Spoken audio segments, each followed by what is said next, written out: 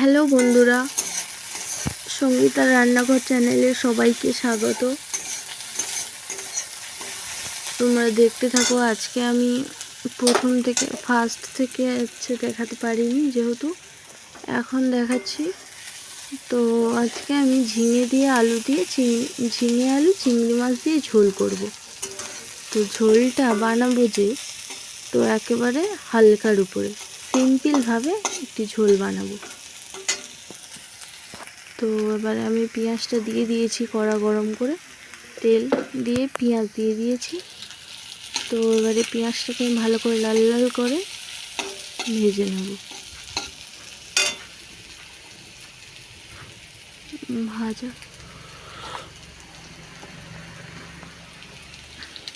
এবার আমি একটু 5 ফোড়ন দিয়ে দিলাম।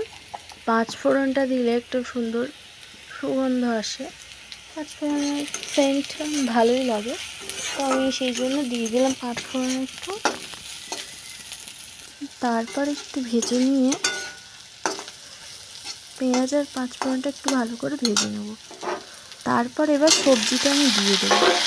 সবজিটা দিয়ে ভালো করে নাড়াচাড়া করে নিতে হবে, মশলাটার সাথে মিশিয়ে নিতে হবে। ভালো করে মশলা দিয়ে মিশিয়ে নিলে মশলাটা পুরো সবজিটায় মিশিয়ে দিতে হবে। তারপরে যেটা করব সেটা হচ্ছে 1 চামচ হলুদ দিয়ে দেবো। তো আগে একটুখানি ভালো করে সবজিটা একটু করে নিই।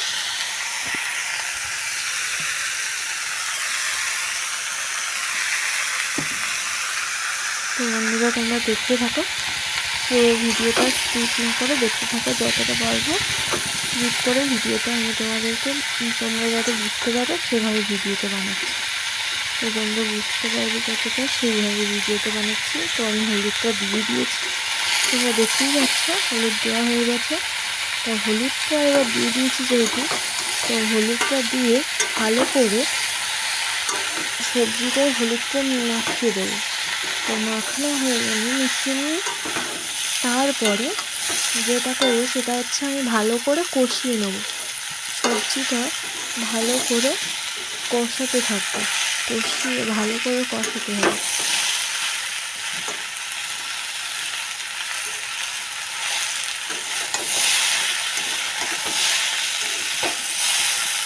সবজিটা ভালো করে সাঁতলে নেবো, মানে কষিয়ে নেবো, কষিয়ে নিতে থাকবো। তো অবশ্য হাই ফ্লেমেই আছে। তো এবার তোমরা দেখতে থাকো আমি পরে কী করছি।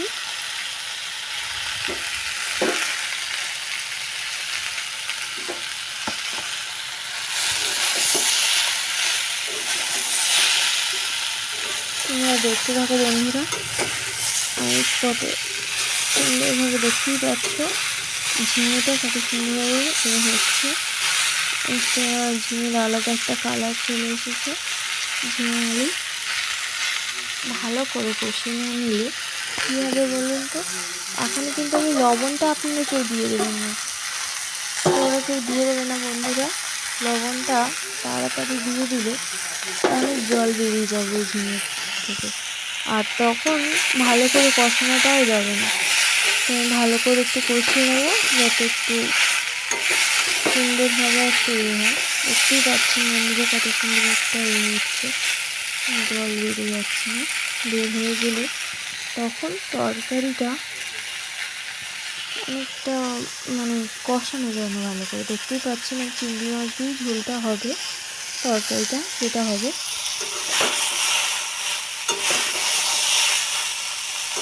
ভালো করে কষিয়ে নিচ্ছি। অবশ্যই এটা তরকারিটা আমি হালকাই বানাচ্ছি, বেশি রিচ তৈরি করছি না। রিচ খাবার বেশি আমাদের বাড়িতে অবশ্য বেশি রিচ খাবার খাই না আমরা, একটু হালকা খাবার খাই, সেটা একটু রিচ কম হয়। তো ঝিঙে আলু দিয়ে চিংড়ি মাছের ঝোলটা একটু হালকাই করছি। তো তোমরা দেখতেই পাচ্ছ বন্ধুরা আমি কী কী উপকরণ দিয়েছি উপকরণগুলো।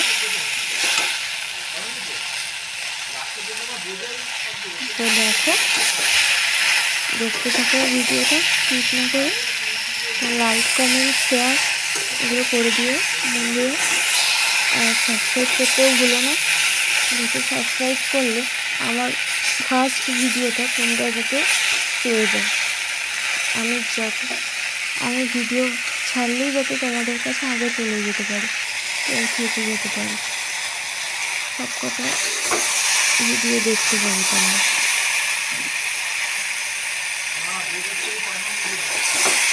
তো দেখছো কত সুন্দর তৈরি হয়ে যাচ্ছে।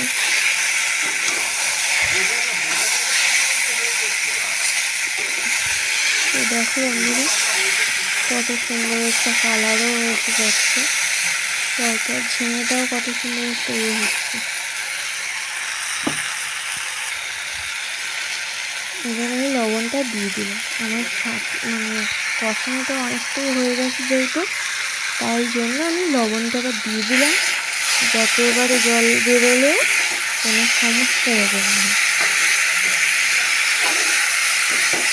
দেখতেই পাচ্ছি লবণটা দেওয়ার সাথে সাথে কতটা জল টাইপের, তরকারিতে কোনো রস টাইপের চলে আসছে কষানোটা। তো এবার আমি লঙ্কা গুঁড়ো ঝাল গুঁড়ো যেটা, সেই ঝাল গুঁড়ো এবার আমরা দিয়ে দেবো। ঝাল গুঁড়োটা যে যেমন খাও তেমন দেবে। তো ঝাল গুঁড়োটা একটু কম দিয়েছি, কম রাখার চেষ্টা করেছি, কারণ আমরাও ঝাল খাই, তবে একটু মিডিয়াম রাখার চেষ্টা করেছি ঝালটা। তো তোমরা যে যেমন ঝাল খাও তেমনই ঝাল দিও। এবার আমি কষিয়ে নিলাম, আর একটু ভালো করে কষিয়ে নেব। কষিয়ে নিলে আস্তে আস্তে আর একটু কষিয়ে নিলে তারপরে আমরা জল দিয়ে দেবো। একটুখানি কষিয়ে নেবো, কারণ ঝিঙেটা যে রসটা জলটা বেরিয়ে গেল না, ওটা একটু ভালো করে করে নিলে জল দিয়ে দিচ্ছি। দেখতেই পাবে লাস্ট এটা কেমন হচ্ছে, কতটা গ্রেভি হয়। তো দেখতে থাকো বন্ধুরা তোমরা। জল আর একটু দিয়ে দেবো, আর একটু লাগবে জল, আর একটু জল দিয়ে দেবো। অবশ্য জলটা একটু কমই মনে হচ্ছে, আলুটা একটু সেদ্ধ বাকি আছে তো, যে কারণে একটু জল দিতে হবে। জলটা দিয়েছি, দেখতেই পেয়েছো তোমরা।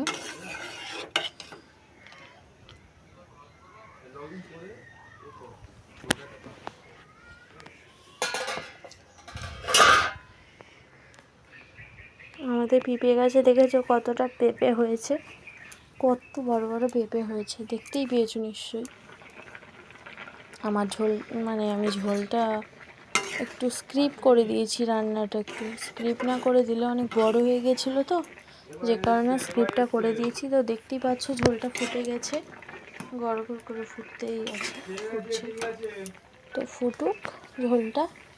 তো চলো বন্ধুরা, এরকম একদিন বানিয়ে খেয়ে দেখো, ভালো লাগবে নিশ্চয়। অবশ্যই এটা হালকার উপরে ঝোলটা বানিয়েছি আমি। তো চিংড়ি মাছটা আমি দিয়ে দেবো, চিংড়ি মাছটা দিয়েই দিয়েছি। এবারে তরকারিটা একটু মাখা মাখা করে তরকারি বানিয়ে নেবো।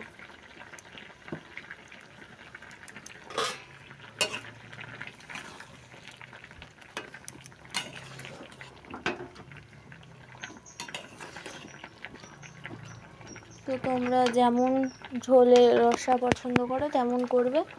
যদি তোমরা একেবারেই রসা পছন্দ না করো তো একদমই মাখামাখি করতে পারো।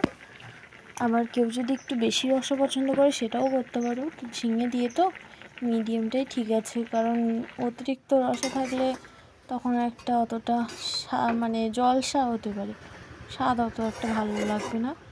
তো এবার লাস্টে আমি কি করব বলুন তো বন্ধুরা, এবারে আমি একটু জিরে গুঁড়ো দিয়ে দেবো।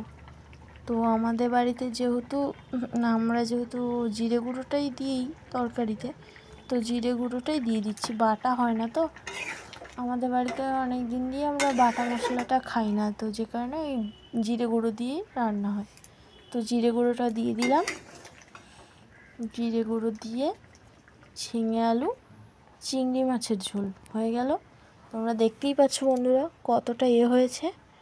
তো এবার যেটা বলবো সেটা হচ্ছে hello guys, tata bye bye. Hello বন্ধুরা, তোমরা সবাই লাইক